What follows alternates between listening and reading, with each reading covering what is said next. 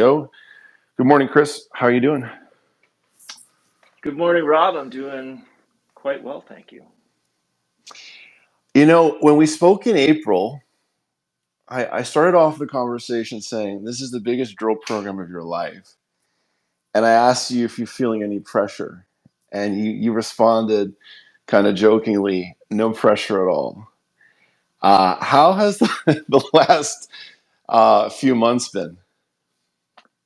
Well, I can continue to joke, or we can speak the truth, which is there's a lot of pressure. There's a lot of pressure to perform anytime you put out a cracker hole like we put out last year, and you got to follow up on that with a concealed target. And so you're dealing with limited information. It's tough, right? It's a very, very tough job. It's definitely not for the faint of heart. And we're learning. We're learning with every hole. And as you know, we do. We start with pretty big step outs because with this was kind of Barrick's advice is you want to understand the geometry of the system early on.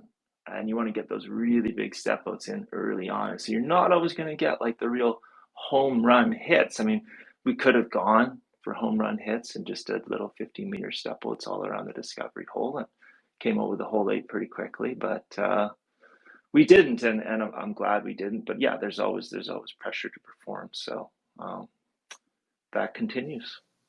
Yeah, I feel like you're actually one of the calmest people that I know, and especially a CEO in the junior mining industry where we have a lot of, shall we say, type A personalities that are always on and always ready to pitch something to me or to anybody in their area. You're much calmer.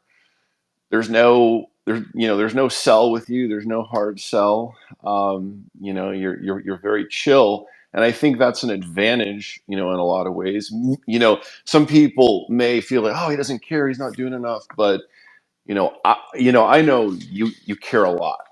You care a lot. So last night there was a town hall in Cambridge, and I'm interested to know, how did the town hall go?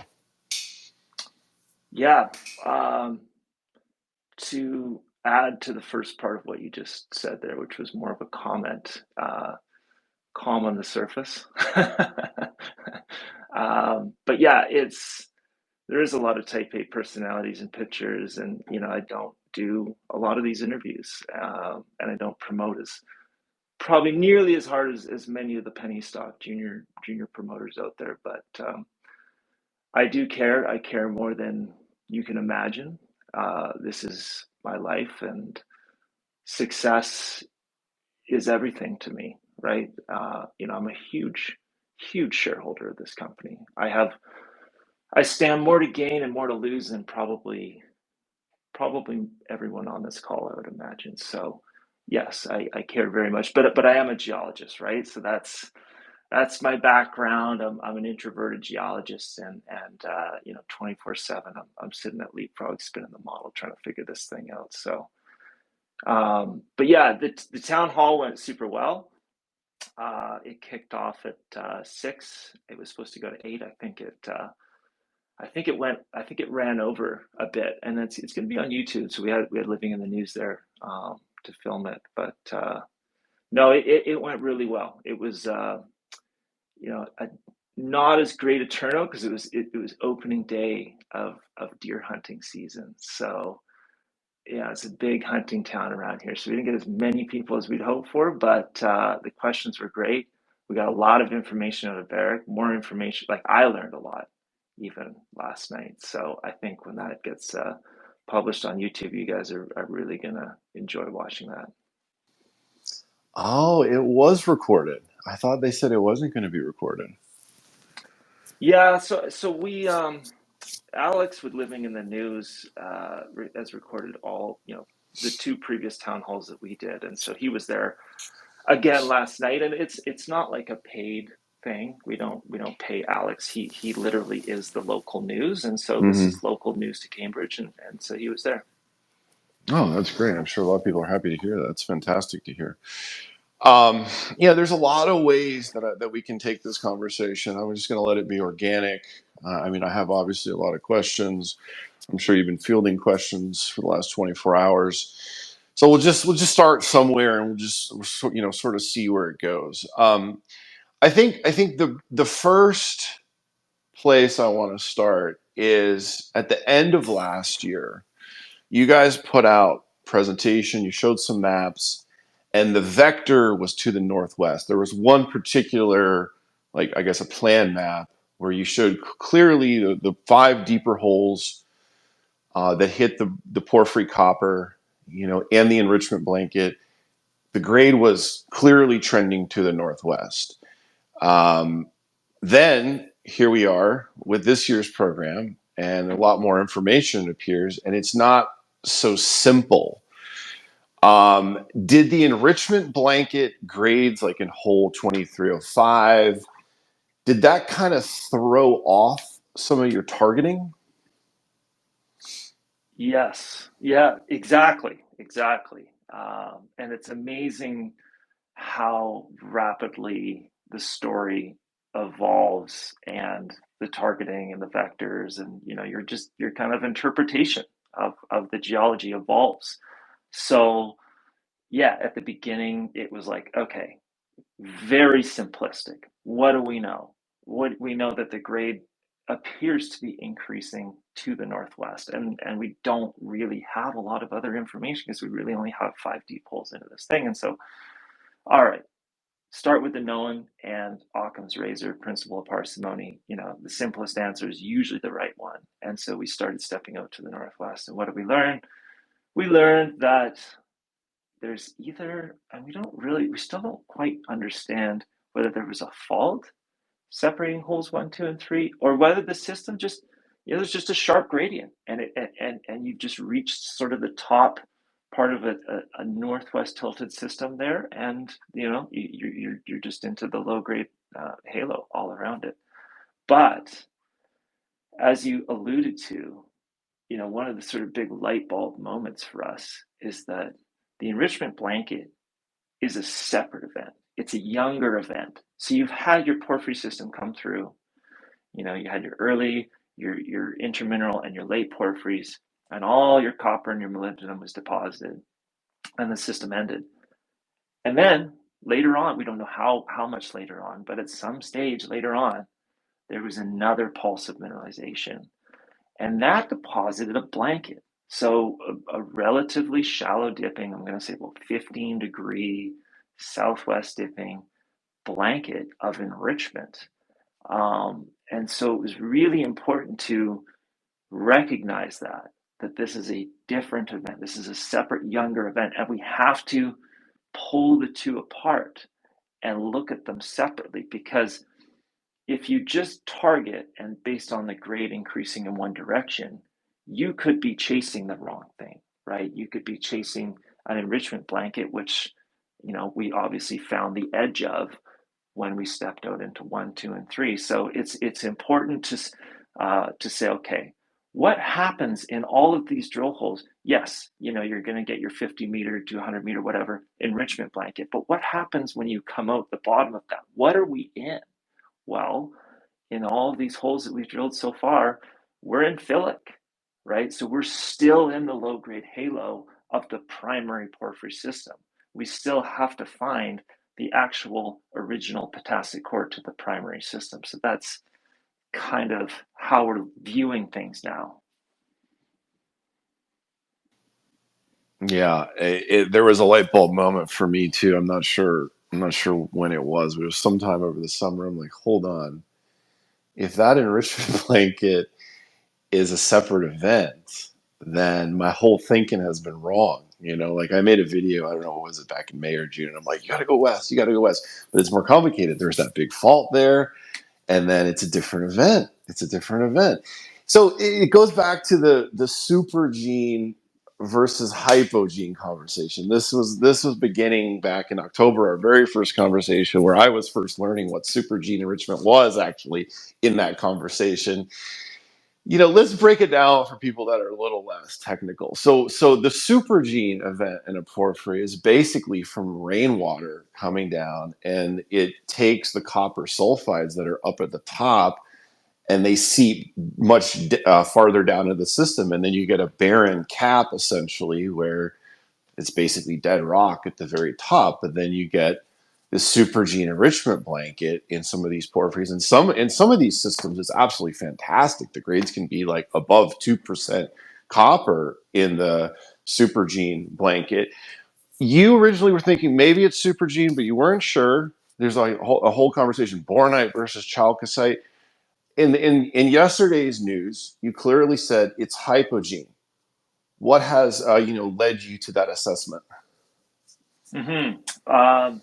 Yeah, it is definitely hypogene, even though some folks at Barrick will still argue otherwise. I'm strongly in the hypogene camp, and look, it's kind of funny because I think originally we even interpreted as supergene or possibly supergene in the first news release because it's like you said, it's sitting right below an erosional surface. And so talk about how supergene forms right in the first place is just basically weathering. So it's not high temperature. It basically occurs at surface from just oxidizing pyrite. When you oxidize pyrite, you get sulfuric acid. Sulfuric acid will actually dissolve copper. It will dissolve chalcopyrite and bornite and any copper sulfides you have into solution. That will then trickle down, percolate downwards until it hits the water table, and then the chemistry changes again because it's no longer super acidic. It sort of gets neutralized by the groundwater. And a mineral called chalcocite, which is a type of copper sulfide, will then precipitate back out. And so typically chalcocite will coat bornite or chalcopyrite or whatever the sulfide minerals are that are preserved and unweathered below the water table. And that's classic supergene enrichment. So when we first drilled, say, hole 5, for example, we drilled through the red conglomerate, which is an erosional surface. We got whatever, 40, 50 meters of leaching, right? Like supergene leaching. So we knew that we had this erosional surface and that the top part of the copper had been leached out and that just below that there was an enrichment blanket. I mean, that just screams supergene enrichment. So like geometrically and everything like looks like it, should be supergene, except that it's not. Except that it's not chalcocite rimming. There's a few things you kind of need to have to form supergene enrichment. Another one is you need to have a lot of pyrite oxidizing to create that sulfuric acid, and we didn't have that. You also don't have, like, when you create sulfuric acid, the sulfuric acid will alter the rock in a certain way. It'll form kaolinite. And we didn't see any of that acid weathering in the rock. But most importantly, we didn't get chalcocite rimming, earlier minerals. Instead, what it was bornite and digenite and covellite and all these high temperature copper minerals. And when you look at them under the microscope, so you can take these, geologists can take these thin sections and basically shave rock down to microns thick so that the rock is literally see-through, and then put it under an extremely high-powered microscope, and you can see microscopic textures in those minerals. And when we looked at the minerals, we were seeing something called exsolution lamellae. And exsolution lamellae are little laminations inside the bornite where different minerals will exsolve out as the system cools down. So for instance, at very high temperatures, bornite can fit, normally bornite is 66% copper by weight. But when you get really high temperatures, it can have up to 80% copper by weight. But when it cools off, that copper has to come out. And so it'll come out in these little exsolution lamellae, and it'll form even higher grade copper minerals. And that's what we were seeing. So it was clear evidence that this bornite in the enrichment zone formed at very high temperatures and not from surface weathering. And so it's hypogene enrichment, which has significant other implications about the system, because as we alluded to in the news release, it's a very rare phenomenon. You don't get it in a lot of systems. You get it in some of the best in the world, which I'm not saying we have, but it's a pretty good sign when you have it, because the only other ones we know of are things like Philo, resolution, Onto, right? Some of the best systems in the world have this effect, so it's obviously pretty positive. So it's hypogene enrichment in this enrichment blanket. Um, and is that due to a later event? So the porphyry formed at some point 210 million years ago or something in that neighborhood. And then was there a later event that you're thinking that came through and drove some of those copper sulfides from deeper down towards surface, and they just sort of hit um, that that point in the system, that the cap essentially, and they couldn't go any further, and then they just kind of stuck there at the top? Yeah, exactly. And so geologists are always trying to figure out timing of all the different events that have happened, because it helps us to build a model. And once you have a conceptual model, then obviously it's going to help you with your drill targeting and choosing where to drill. So timing is really important. And what we figured out is that, yeah, like you said, you had the original porphyry system, form, just a normal porphyry, came in around 205 MA, because we've actually done proper uranium lead age dating. And then, the entire system cooled off. And then the enrichment, this hypogene enrichment is basically hydrothermal. So you basically have another pulse of hydrothermal fluid that's coming up from depth. Now, it's either doing one of two things. It's either bringing in additional copper, which we think has happened, but that maybe is not the case. Another possibility is it's just moved copper around. So it's just remobilized copper that was already in place in the initial porphyry system, and it's just concentrated it, and it's focused it all into this blanket. And so, like you mentioned, we think that it's come up along vertical feeder structures. We don't really know where those vertical feeder structures are yet, and actually that's kind of a target that we're still thinking about.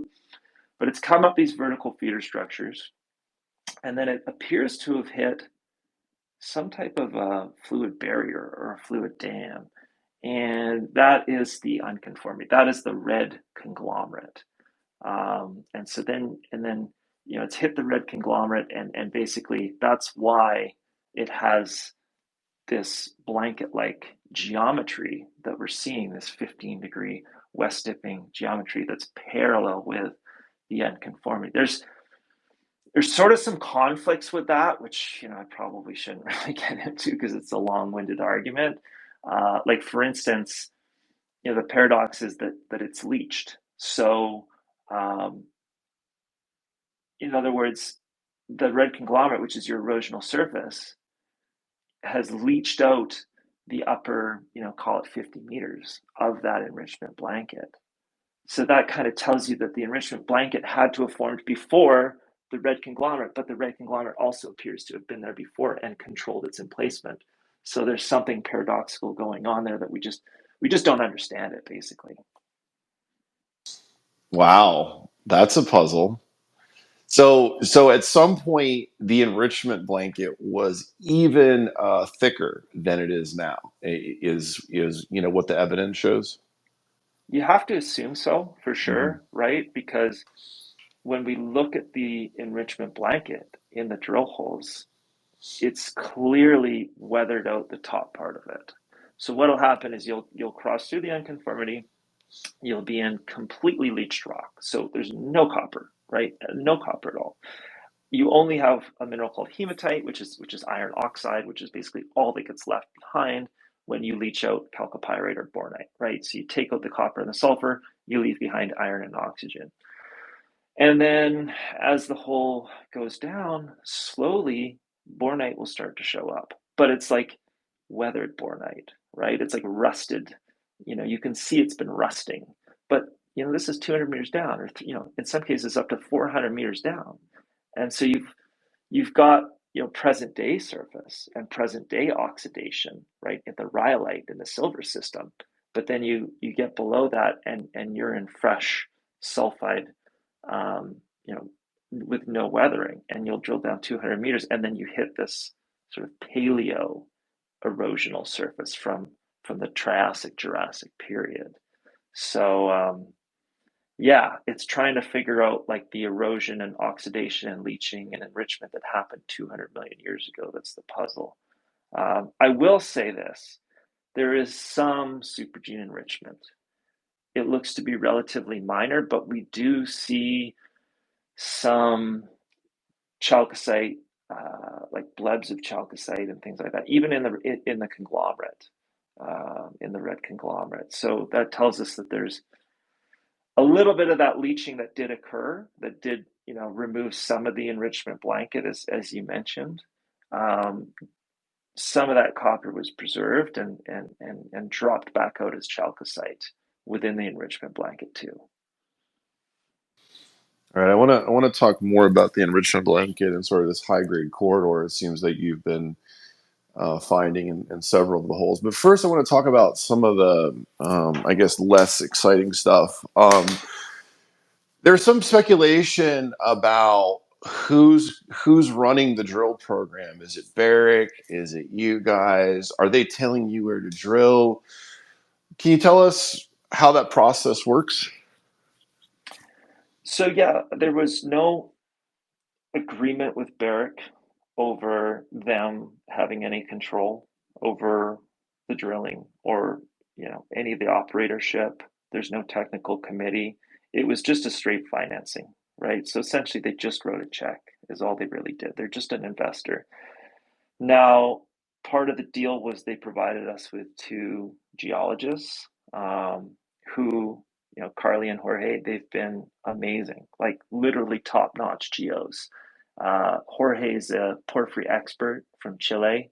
And so, I mean, these two are in the core shack, they're logging the core, they're very smart, they're very intelligent, they're coming up with ideas of their own. Of course, we're going to listen to those ideas, and some of them are very good. So yeah, they're helping us with the targeting, but ultimately the decision's on us. And Barrick, the Barrick team that we're working with is the team out of Nevada. So mostly people with a bit of a Carlin type experience and background, not necessarily a porphyry background. So they don't weigh in too heavily, like the sort of office side on where we should be drilling. But yeah, they have a few thoughts and suggestions that they make to us, and we take them into consideration. And if we like them, we drill them. But ultimately, the end decision's on us. So, I mean, you're calling the shots, and if a hole is drilled, you've approved it. We're calling the shots. Period. Okay. Yeah. Is that you, or is that the board, or? That is myself, our VPX, our senior geologists. It's Hercules. Hercules is calling the shots. Got it. So when we spoke in April, you said we might bring in an RC rig to do pre-collars on some of the holes where we know maybe the ground might be a little harder in the upper plate. At some point, the choice was made, no RC rig, we're just going to go with 3 core rigs. And one of the rigs is going to be a really high-powered one that can go super deep. What, informed that choice that you made back in April? The choice to not do, like an RC rig for the pre-collars. So the choice to not bring in the RC rig right away, essentially, is that what we're getting at? Mm-hmm. So, I mean, personally, I don't have experience drilling pre-collars, and if you think about it, it's not the most common thing out there. Like I don't know how many. If you think about it, right, like how many companies do you follow right now that are drilling using RC to drill pre-collars and then diamond tails? There's a few of them out there, but it's not it's not a super common thing. And, for instance, Barrick, had some sort of cautionary notes for us at the beginning, which was like, be careful with RC. It can either, with pre-collars, it can either be really good or it can be really bad and it all really depends a lot actually on the groundwater table. Because sometimes when you hit the water table, it will really, you don't really get much of an advantage with the RC rig because it really slows down. So the way RC rig works is you have a hammer. It's essentially a jackhammer. And so, the hammer's pounding down at the bit, at the face, and you're sort of just blowing a bunch of compressed air down the hole and shooting all the chips up to surface. Now, that works fine in air, but as soon as you get below the water table, your hammer has this big opposing force of the water that it's pushing against. And the deeper you go below the water table, the more the force of the water is opposing that. And so it can be really slow. And then of course you're shooting compressed air down the hole. And so if you're shooting, trying to wash chips up to surface, but you're below the water table, you're basically just shooting a bunch of groundwater back up to surface and you're making a huge mess. And your sump is not going to be able to handle the amount of water that gets sent back to surface. So it's kind of like this, just, be careful. And we don't know, before you drill with RC, you don't know how deep your water table is because the core drillers, a lot of people think that when you're core drilling, the core drillers know where the water table is, but they don't. Because the core drillers are constantly pumping water down the hole from, the first foot that they drill. And then they're sealing off the borehole with muds and bentonite clays. And their objective is to completely seal off the borehole, send water down the hole, and then have that water returned back up to the top. So they don't know, where the water table starts because they create their own water table in the hole. So that was a big warning.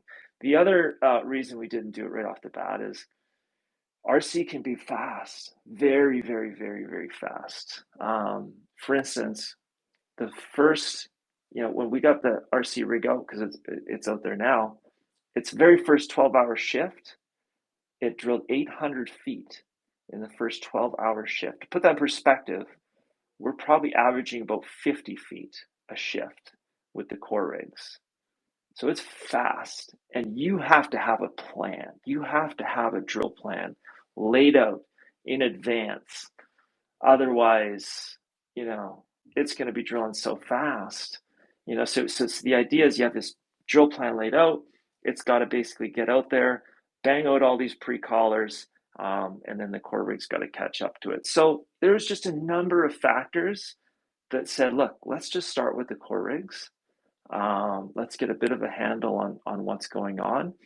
And ultimately, as you know, we had a lot of challenges, and the coring has been very slow. Like we're way behind where I would have liked to be at this stage of the season. And so, we finally made the decision to bring the RC rig in, and it's been fantastic. And it's been really, really good. And fortunately, we got really lucky. The water tables were really, really low here. And, we just drilled a 3,000-foot hole, was the first hole with the RC rig, and we didn't have any issues with groundwater. So hole 7, as I'm sure a lot of people know, we had water issues. That hole was drilled next to Camp Creek, right next to Camp Creek. So if you're right next to the creek, you might have some water issues. But it looks like as soon as we move away from those, the water table is quite deep, and RC is actually really effective out here. So we got really lucky. We got really lucky, and we're going to be really lucky now going forward. I think this is going to drop our drilling costs by anywhere from 50, probably about 50%. Like it's crazy. So the RC rig is working. It pounded out hole 17 already. Is that hole done? The hole's done. Yeah, it got to Wow. it maxed out at 3,200. And look, that was a challenging area. Like Yeah. you saw hole 6 in the news release we just put out. and the results, right? Like that whole ended in mineralization. Why didn't we keep it going? I mean, that was like faulted from top to bottom. We had this BN fault that runs kind of along the west side of where we've been drilling, and it's nasty, right? So we cored from 0 to, I think hole 6 ended at 2,500 feet. Sorry, I'm going to talk in feet because all our drilling comes back in feet and then we convert it. But it was faulted from top to bottom. It was just nasty, nasty, nasty, nasty. I think it took the core rig 4 weeks just to get through the Jurassic in that hole, right? So just painful. You're not gonna go back and try that again right away with the core rig. RC got in, 800 feet first shift, boom. Wow. Okay. That's great. So I want to ask you, where is it going next? But we'll save that for later. Yeah. So was there ever, did you have a thought as the program was getting off to a slow start? You lost hole 7, then you lost hole 9. Were you ever like panicking, like shit? You're like, I got to fix this. I'd say I'm panicking. Yeah, there's been more than a few panic moments, but that's just the nature of the business. Um, yeah, it's not easy as we talked about at the beginning. Um, Drilling a concealed target in very challenging ground conditions, and yeah, it sucks when you lose holes like hole 7, hole 9, hole 9B. You fight for weeks because it's a target you really like and you really just want to get down to that unconformity and at least get a little bit into the Triassic. And you lose holes. So yeah, it's been a struggle, right? It's been a struggle with the core rig. So just thank God that we got Legacy Drilling, and big shout out to Legacy Drilling. I mean, just an incredible group of guys. Their rates are not cheap, but that was another reason it took us a while to get the RC going, is we did a lot of due diligence because you're dealing with probably some of the most challenging ground conditions in the Western US. So you really do need to find the best of the best. And ultimately we landed on Legacy. By the way, Legacy is run by Lance Eklund, who pretty much invented RC drilling in the US.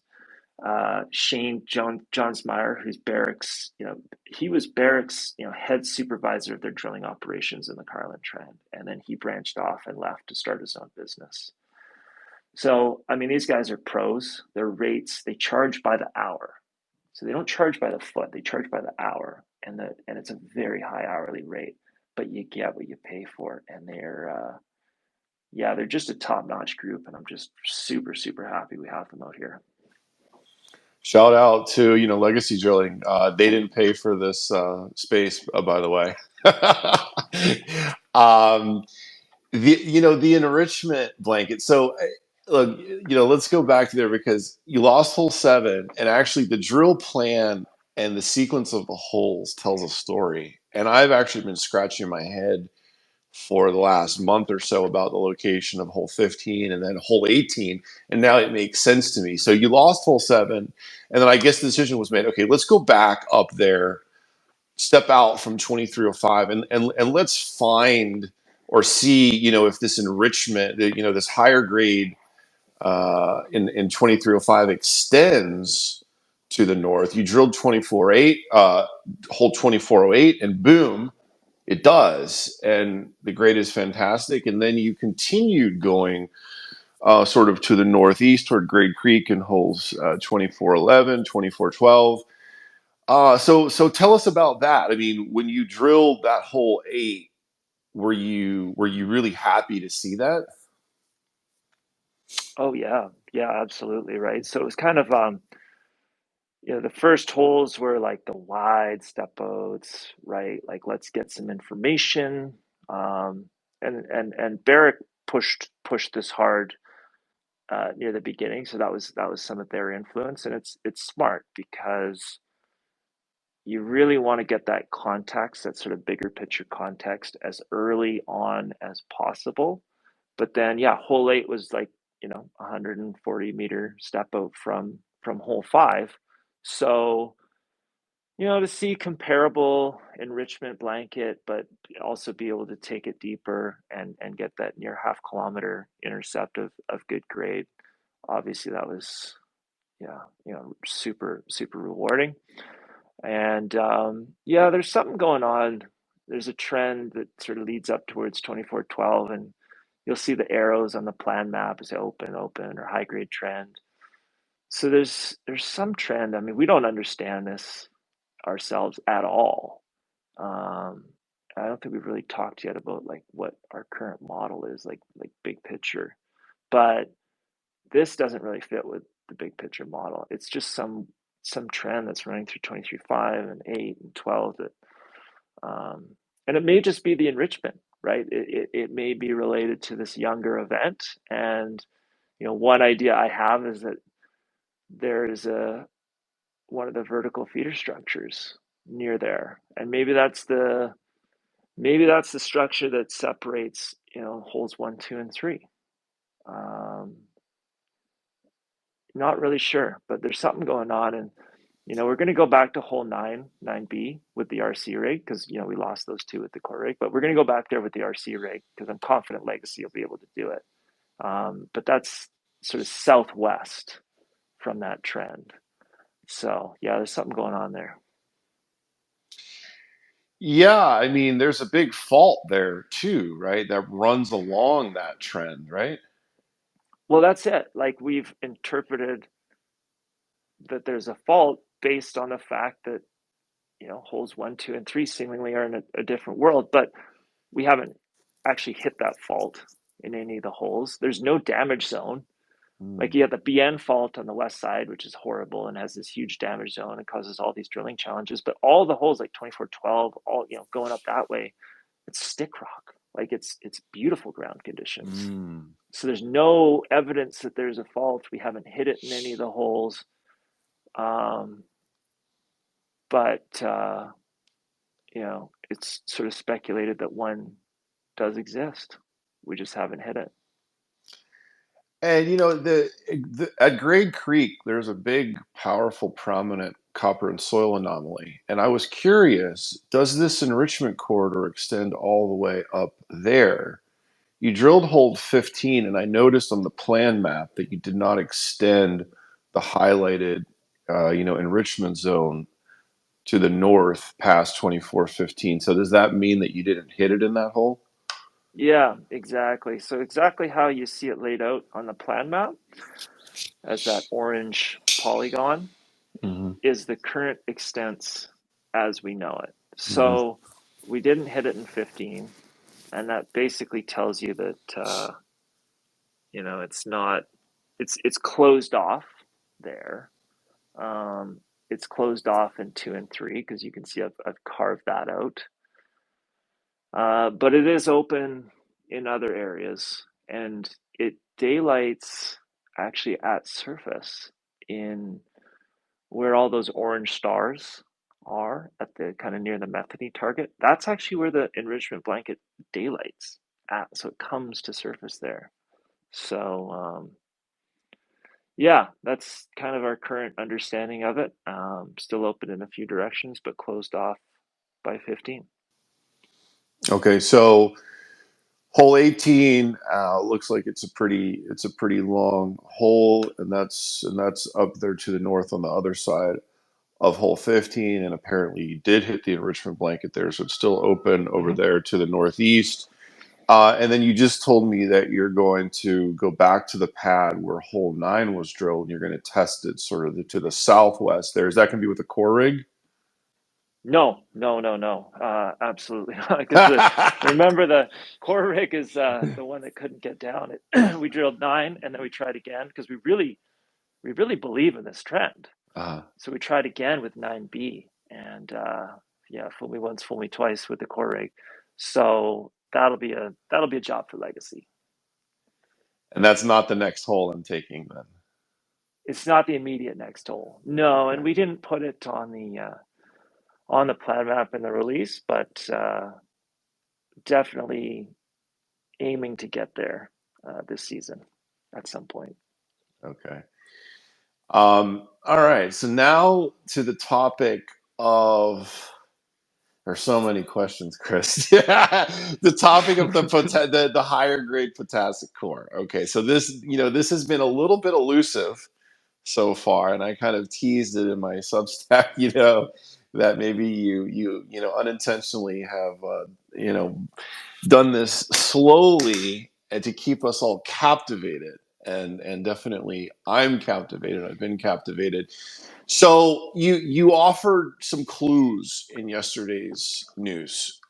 You offered some key breadcrumbs, shall we say, including a section map that is figure 4 in the release, showing holes 2321, 2311, and 2406. And the way I'm interpreting this, and also the caption where you say that hole 21 actually hit the thickest wedge of bornite of the hypogene bornite to date, and you want to test, I guess, between holes 21 and hole 6 to see if it thickens further, if you can find more of this bornite. So tell us about that. Yeah, I really actually wanted to make a long section for the news release as well that went the other direction, that went like northwest to southeast and ran through 2321, so I could sort of show a little bit more about what the porphyries are doing, because you'll notice in like the AA prime section, it looks like the porphyries are kind of like these weird sort of horizontal floating things, and that's just an artifact of the orientation of that cross section, because what we're interpreting is the porphyries are plunging to the southeast. And look, this is just a theory. This is going to be tested. It may be totally out to lunch, but we were able to do quite a bit of mapping. Like we had Joanna Lipsky, who's like a really top-notch porphyry mapper, and Warren Pratt, same thing, right? You met Warren. He was out here last in 2022 as well. And so we do have a small bit of exposure of actual Triassic rock at surface. That's the copper anomaly on the east. And so they what they can do is they can go there and they can get measured like orientations of like the strike and dip of the volcanics. And so the thing is, this is an island arc setting. So this porphyry formed in an island off in the Pacific Ocean 200 million years ago. And in these island arc settings, the volcanics will be relatively horizontal, right, when they're first deposited. And when the porphyries come in, they are vertical. So the porphyries always intrude perpendicular to the bedding of the volcanics. So we learned from the mapping of the exposed Triassic that the volcanics are dipping full 45 degrees to the northwest. So what does that mean? That means that this system, the Triassic system, has been tilted 45 degrees to the northwest.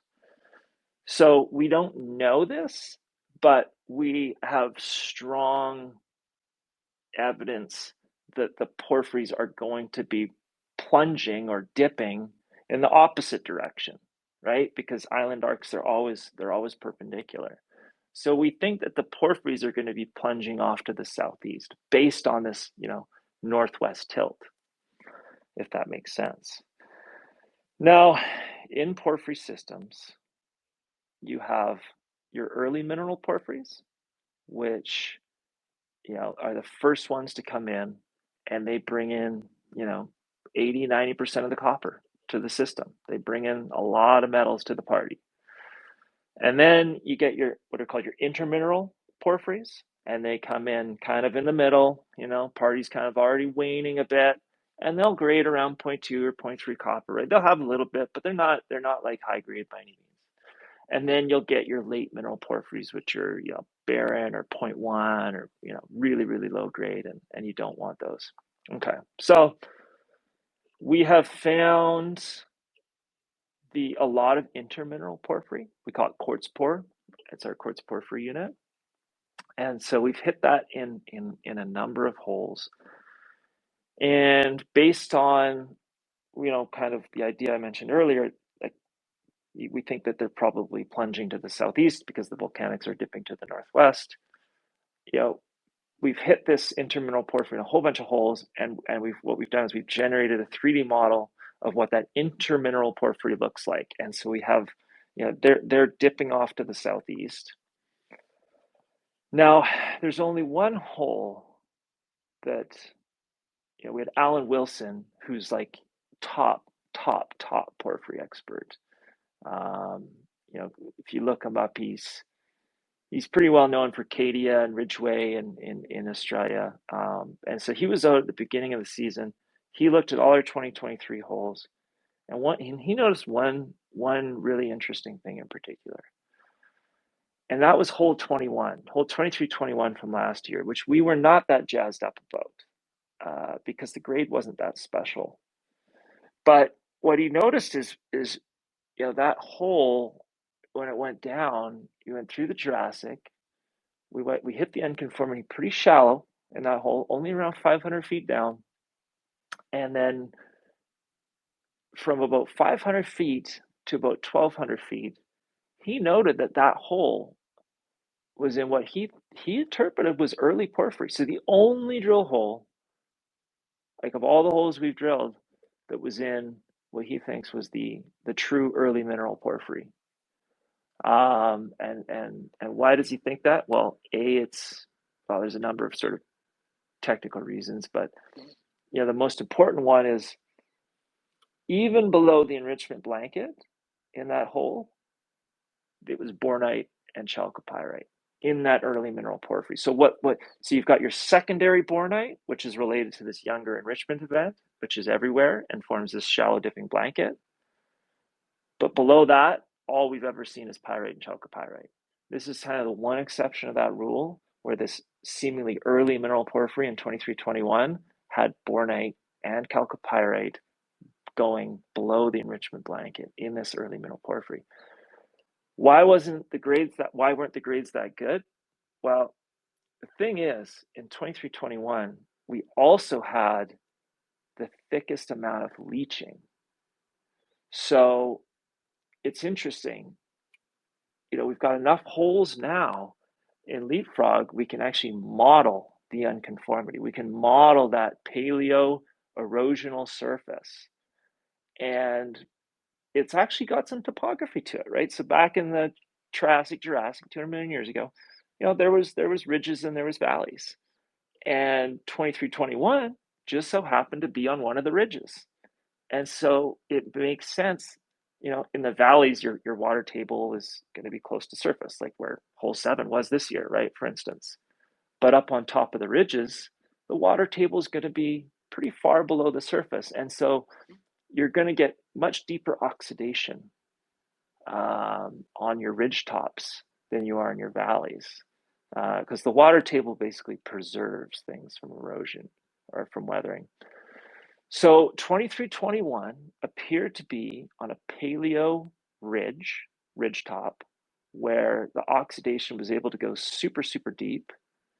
And what would have been really, really exciting, bornite and chalcopyrite in an early mineral porphyry, did not get recognized by us early, I think. I mean, this is the interpretation, right? So anyways,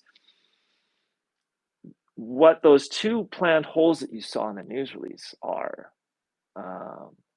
basically what they're doing is saying, okay, we had this really interesting early mineral porphyry in 2321, but it was, daylighting at the unconformity, so it's leached. Let's track that down dip and let's see what happens. Does it get thicker? And do we, if we get below the leach cap, what does that start to look like? And so we're going to be drilling a hole sort of southeast, try and just go right down this thing. And so yeah, kind of saving the best for last here. At least that's the hope. We'll see. Yeah, it's very interesting how that was the hole that I witnessed, Warren Pratt, inspecting during my Mm, visit at the end of May. He spent a lot of time staring at that. And, I remember when you put out the first assays from hole 21 in early January, the stock got killed on that because obviously, as you said, the grades weren't zero point 0.8, zero point 0.9, 1% copper like everybody was hoping for. But when I actually looked at the core photos a few weeks later, I said, this actually looks pretty damn good. It actually, the core looks better than the grades are. yeah. It's one of those holes where I was like, if I just saw that core, I would be like, this is 0.7% or 0.8%, and I would be totally off, right? It looks pretty good. And then Warren going through it, he was enthralled. He was fascinated by this hole. And actually, the video on my YouTube, he talks about how this is potassic. Like he said, this is potassic, alteration in hole 2321. So there is evidence as you put the pieces of the puzzle together, including the spectral data, there is evidence the temperatures are getting stronger to the south towards Belmont. Is that correct? Yeah, for sure. Are you able to, you should, if you can, post a link to that video of Warren Oh, I've already talking posted about it. I already posted it. 23. Okay, I'm way good. ahead of you, Chris. I already posted Perfect. it. And I also encourage people to go to the website and look at those core photos from 23, 21. And here's what you're looking for, right? So porphyries are zoned. We all know that.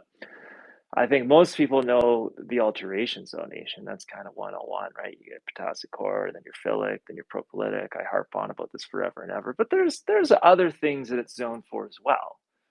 I'm sure a lot of people know that you typically get bornite at the core, and then bornite and chalcopyrite, and then chalcopyrite pyrite, and then just pyrite. So there's a mineral sulphide zonation as well. But there's also, maybe people don't know, but there's veining. There's a really, really, really nice zonation of veining in porphyry copper systems. And the early high temperature veining is quartz veining. So we call them A veins and B veins.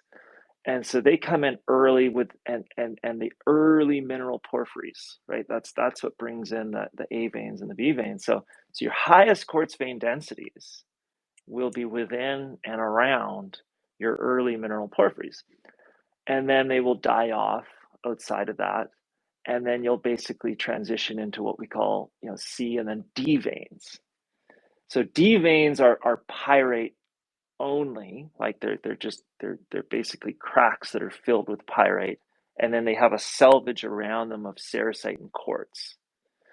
So you can basically tell just by looking at the veining what part of the system you're in. Are you close to the center, or are you distal, right? And so, like for instance, holes 2 and 3 and hole 15, which we just drilled, loaded, absolutely loaded with D veins, but we don't see a lot of early high temperature quartz veins. We see almost none, almost zero. So I mean that just tells you where you're at in the system, right? You're shallow.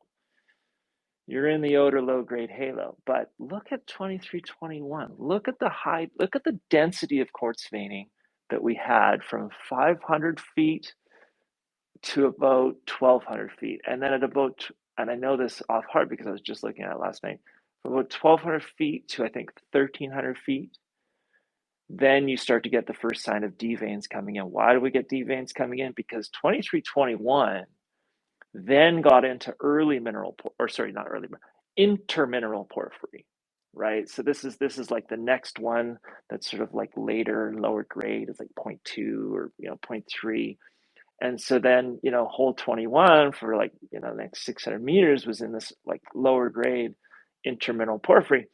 And because the intermineral porphyry came in late, um, it brought in a lot of this we call hydrolytic alteration, and that's what basically brings in the D veins with the pyrite and washes out a lot of the copper.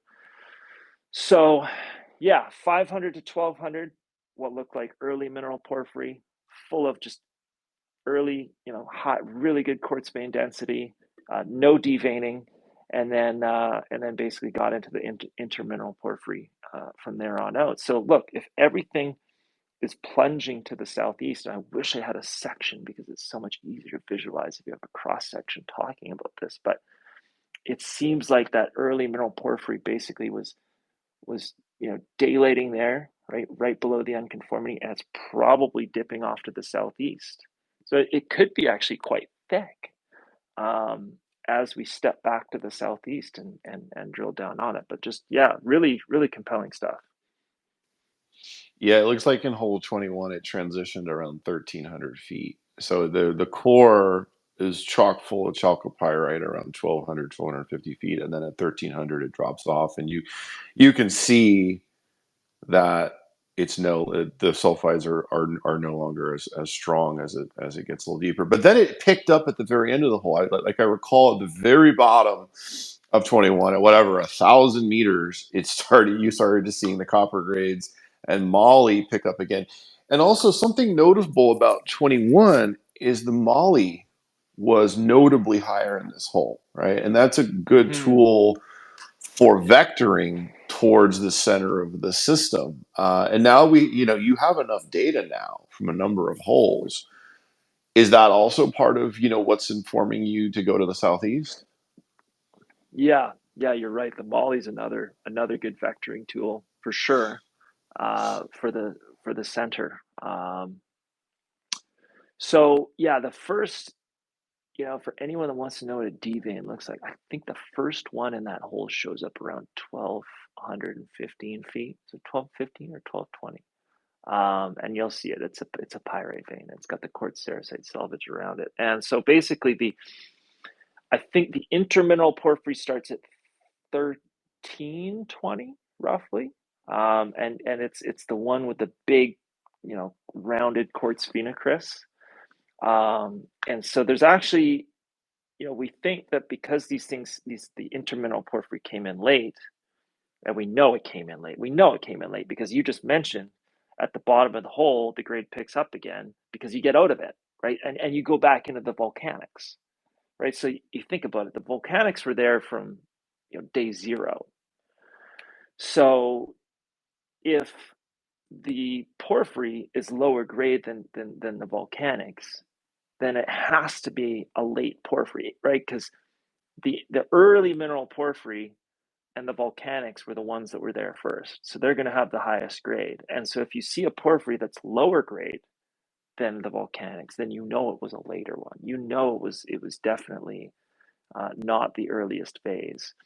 And so what it looks like to us is those later intermineral porphyries, they brought in this hydrolytic alteration, which was, potentially even grade destructive, and washed out some of the copper and replaced it with pyrite.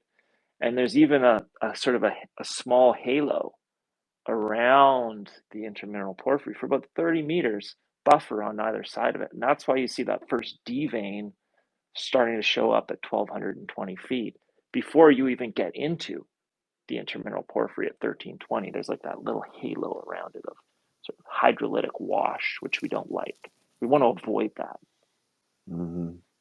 Yeah, it makes a lot of sense. I hope people understood that. It makes sense to me now after thinking about this for hundreds of hours. It'd be cool if you guys could generate sort of a little bit of a 3D model. It'd be super because like you guys generate good graphics. Like it's very clean and crisp, and I understand it all. But this system is so complicated. I think people need to see this in 3D. It's like. It's so many things are going on here. It's hard to wrap your brain around all of it, all these different events. So the next holes. So, what's next? Like you've vectored into the southeast. You've got a lot of information, a lot of evidence pointing towards this pocket that's whatever. I think I wrote yesterday it's 600 meters by 800, or roughly, let's call it the gap zone, right? Because it's a gap in the drilling. You've never drilled here. You drilled hole 2314 way off to the east. You drilled 2414 even further to the east, but there's this gap zone there just to the east of Belmont. So how do you attack this gap zone? Yeah, no, it's a good point about publishing a 3D model. I think that would definitely be helpful. It's tough to describe these things in words sometimes, but on the next one, I'd really like to also just do a northwest southeast section so I can show these porphyries, the early one and the later one, sort of dipping off to the southeast and how we think they look. Yeah, how do we attack the gap zone? Well, if we think that we've got an early mineral porphyry with bornite and chalcopyrite dipping away to the southeast and going down deep, and that maybe is where our vertically extensive zone of bornite and chalcopyrite is, well, basically we just have to start progressively stepping southeast. But it's also important to orient your drill holes correctly. So think about this. Imagine 2321. Imagine there's just a high grade plug in 2321, but it's going to be, maybe it's cylindrical shaped and it's plunging off to the southeast. Okay, so if we drilled southeast from 2321 instead of, I think we drilled west or northwest.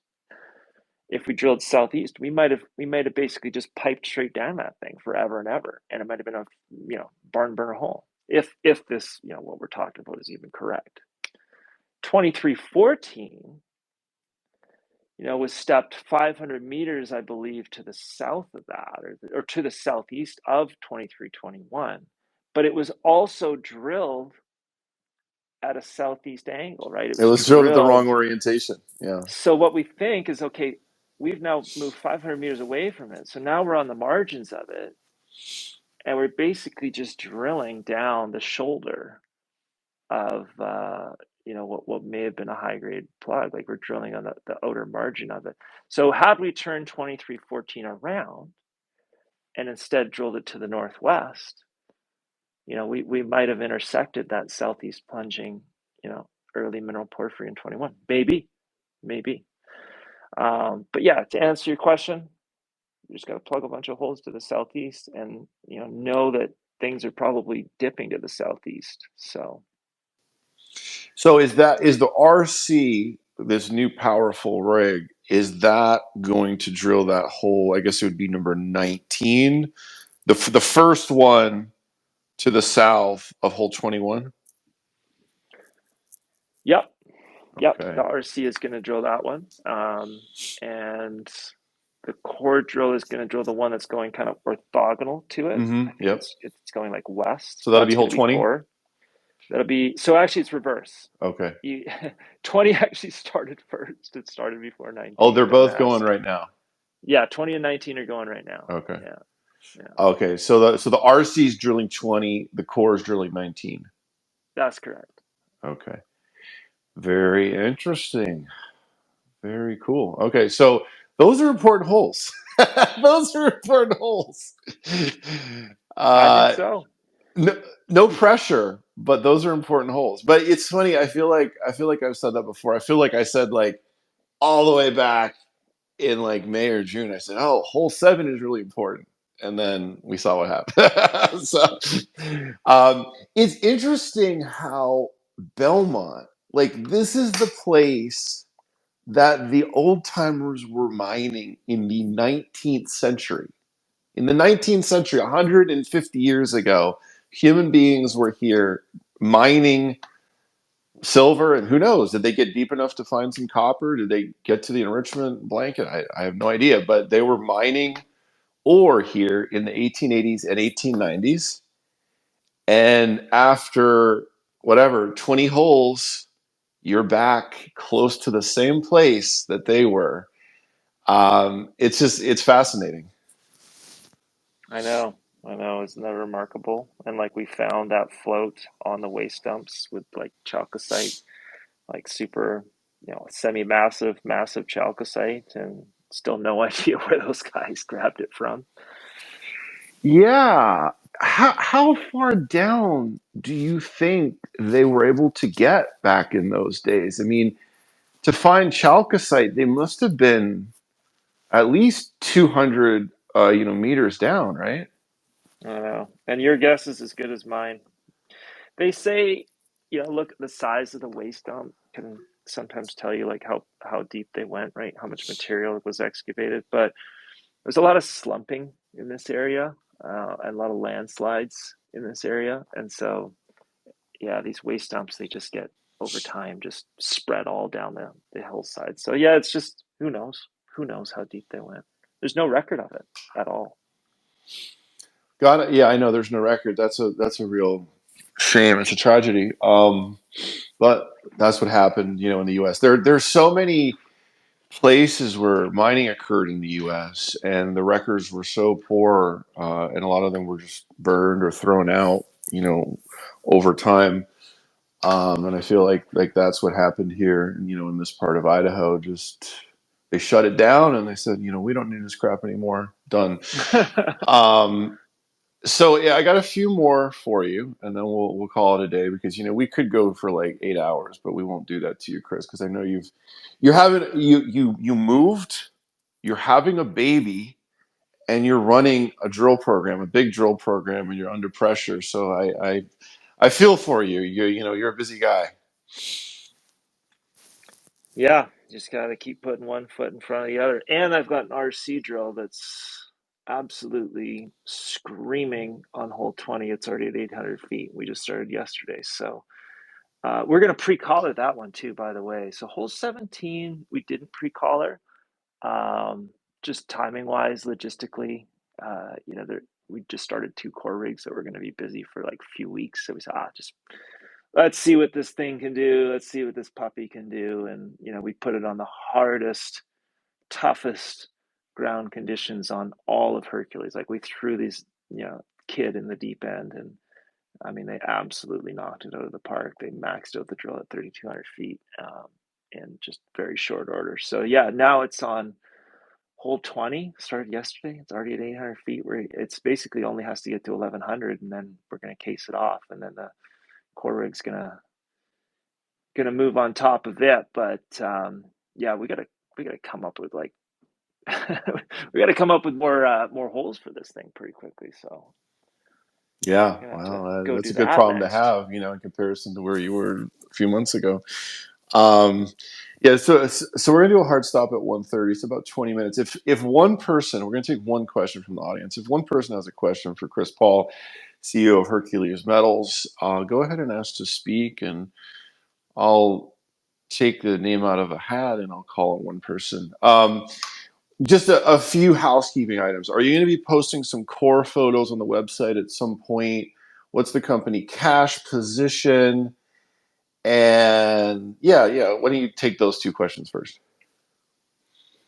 Yeah, company's cash position is we're sitting around 14 million bucks. So, we've still got lots of money, right? There's no financing coming anytime soon.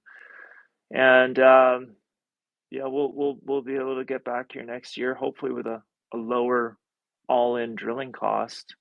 I have no doubt our cost is going to be like significantly lower next year now that we've sort of figured out the key to the puzzle, which is legacy drilling.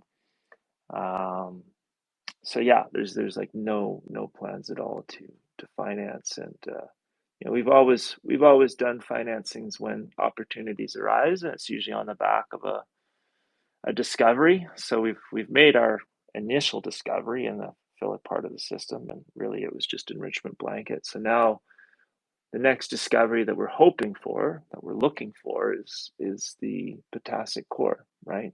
And primary bornite. So hopefully we find that sooner than later, and we make a big announcement, and maybe we'll put a little bit more money away, and we're just safer for even longer. But we don't have to sweat it out. What was the first question? Are you going to post some core pics from Yeah, these? we're Okay. yeah, we didn't do it on the last news release, but I think we probably should. So Nisha, if you're listening, let's Let's get on It's that. super easy Let's to get on post, that. 8,000 Yeah. meters of drill core. It's a small undertaking, Well, but so yeah, that's exactly it, right? That's the problem. We take these ultra high resolution yeah. photographs with this ultra high resolution camera, so the file sizes are just enormous. So you have to downgrade each photo so that you don't crash the website. So yeah, it's a bit of a process, but um, I think we should. I think we should get those up there. Um, are you going to drill through the winter? Like, what's the No. okay? No. Well, you know what? Because you've got a fan club or a stalker group, and a lot of people want you to drill through the winter. So what's the calculation there in terms of shutting down or to keep going? I want to drill through the winter too. Trust me, trust me. But so the problem with Idaho, like, it's not cold enough. It's just not cold enough, and my advisors have sort of talked me out of it because what's going to happen is it's going to freeze, it's going to snow overnight, and then it's going to be sunny the next day, and all that snow is going to melt. And yeah, the roads are not steep, but they're not flat, right? And they're windy. You've been up Camp Creek Road before, right? Like, you've seen how it is. There's some pretty steep sections of that road. And that road turns to Woodstock 94 mudslide But can't pretty you just quickly. bring in a chopper and move the rigs around? Isn't that super easy to do in 2024? That is true. We could just buy a chopper, just buy a Sikorsky, and just one Yeah, lift, right? yeah. So look, we'll be able to go. Like, actually, it's really warm. It's really warm down here for mid-October. And looking at the long-term forecast, it's going to be warm for a while. So we'll go through to December, like beginning of December. We'll shut down as we should, take a little breather, and get back up here in March. We started in April, I think late April this year. We'll start late March next year because I think it just takes, quick plow of the snow. Because by like the end of March, I think that's like you've seen the last snowfall. So get in, plow it, get going again. So what? December, January, February, got a 3-4 month break. We'll be back at it again. Okay. Yeah, it's interesting because a lot of people have, especially traders who think your stock will go higher if you keep drilling, they want you to keep drilling, but there's a lot more to that call than just what your share price might do. And actually, for investors who think, oh, they have to keep drilling, no, because the assays will come out throughout January and February. There's going to be no shortage of news flow. And then March will be right there, and actually shutting down for a few months and having a breather to compile all the data and interpret it and build your model better and actually plan properly is actually a better choice than just going throughout nonstop. I mean, that's been my experience. As an investor in this sector, I don't mind a 3 or 4 month break. It's a little different for companies like up in the Golden Triangle where the drill season is like 3 months, like 4 months max, and then there's 8 months of downtime. That's a little harder.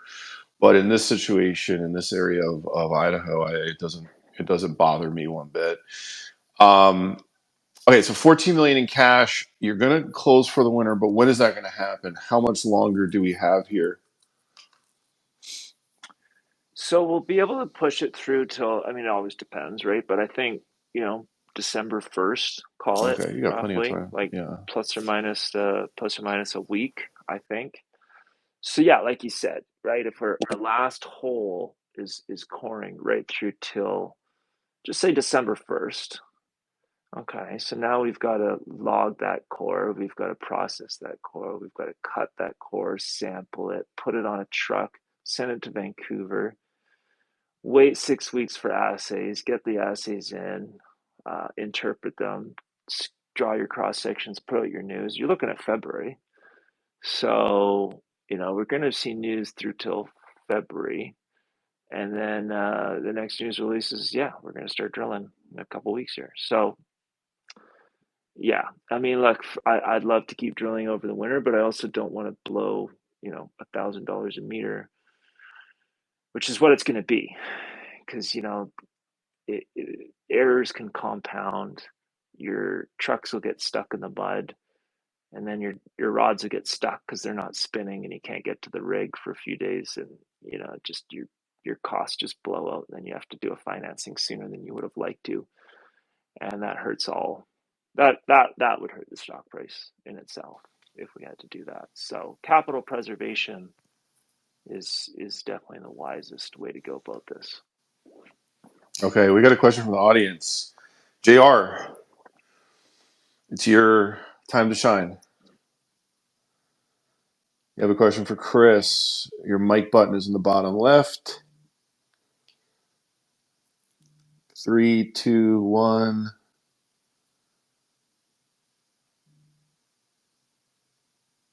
Nope. You missed your shot. Missed your shot, JR. Sorry. Alan Berry. Alan Berry always wants to speak on my spaces. He's like the number one spaces guy. Alan. Oh yeah. Alan Berry's great. I was always coming in with the hard hitting questions. Thanks, guys. Chris, when you were early in the discovery, a lot of the talk was about the geophysics, and I don't think I heard you mention the geophysics once during this chat. My mentor in geophysics often said that you got to find out if the magic is working or not. And is the magic working with the geophysics, or are you kind of transitioning now to more looking at the steep feeders?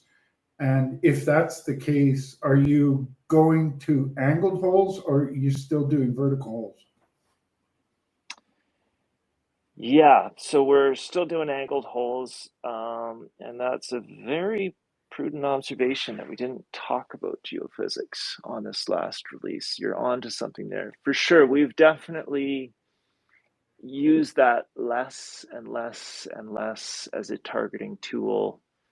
In fact, I'd say it's almost zero at this stage. So IP, right, we all joke, stands for indicated pyrite, which has very much helped us find a lot of pyrite.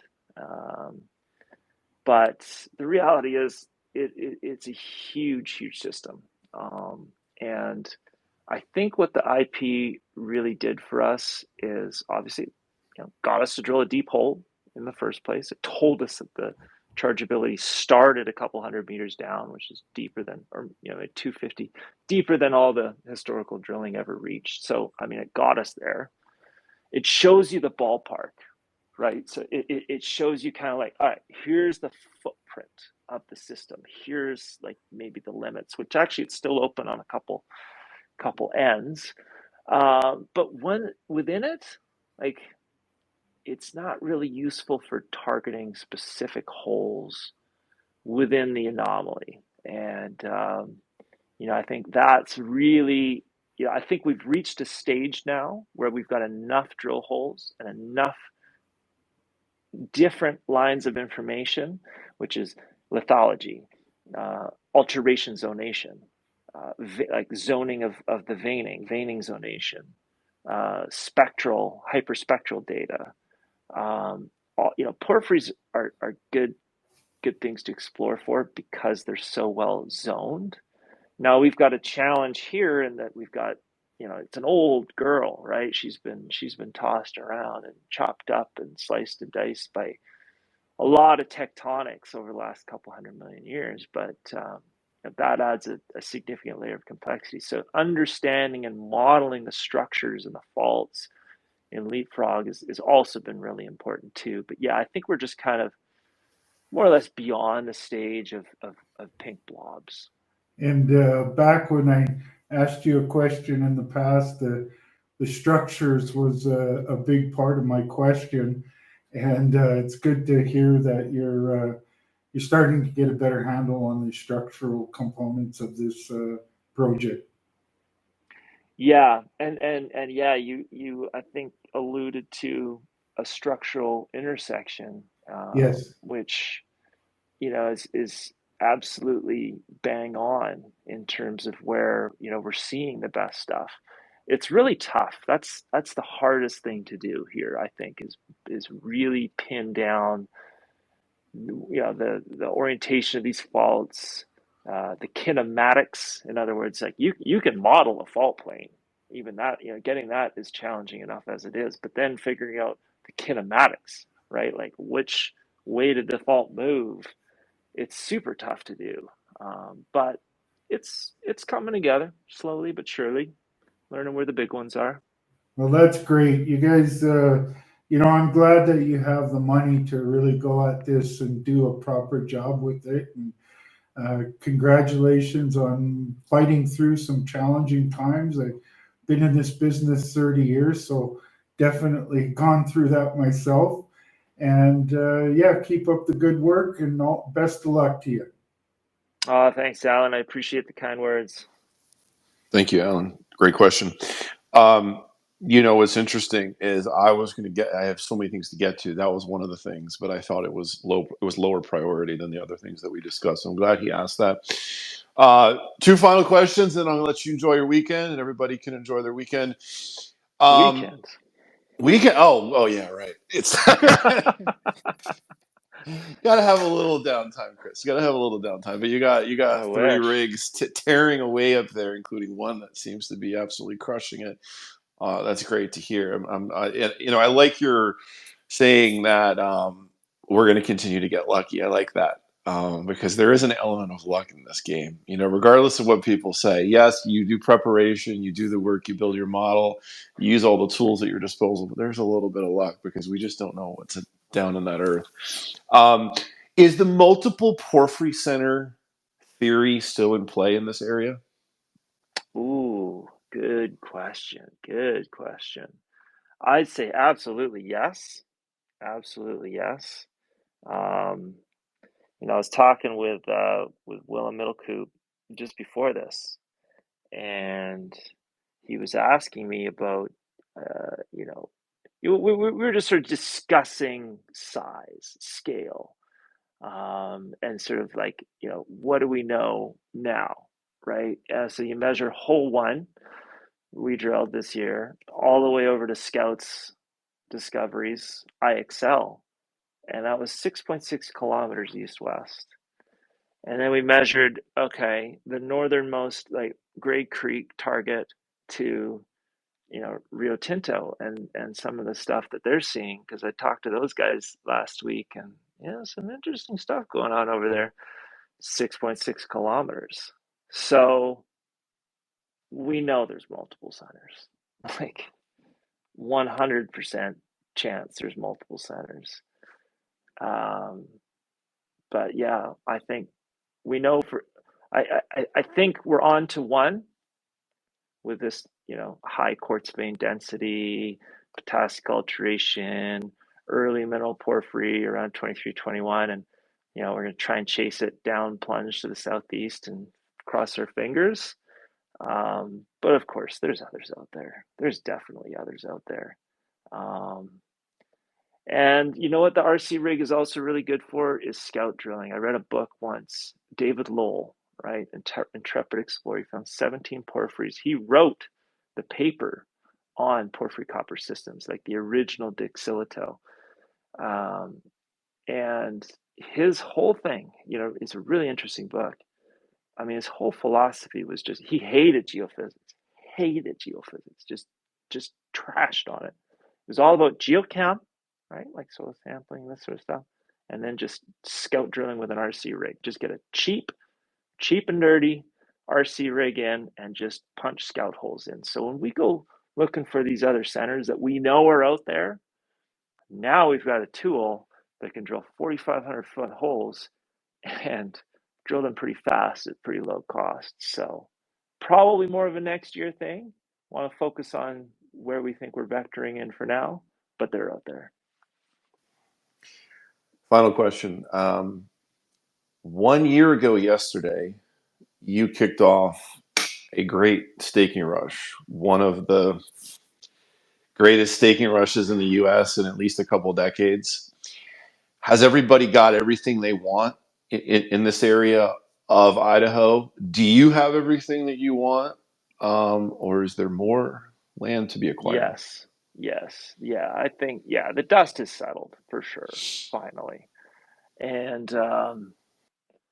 there was that was brought up in the town hall last night, actually. So there was a really good conversation around that, and some of the staking that Barrick's done, and the 5,000 claims that they've added. And likewise, they're kind of in the same boat. The staking is done, the dust is settled, and now it's time to get to work. Thank you, Chris. Great conversation. We touched on a lot of ground. Of course, there's probably more to cover, but there's always another time. Thank you, Rob. Always appreciate the opportunity. Cheers, everybody. Thanks for tuning in. This will be on my YouTube at Goldfinger Capital this weekend. Cheers.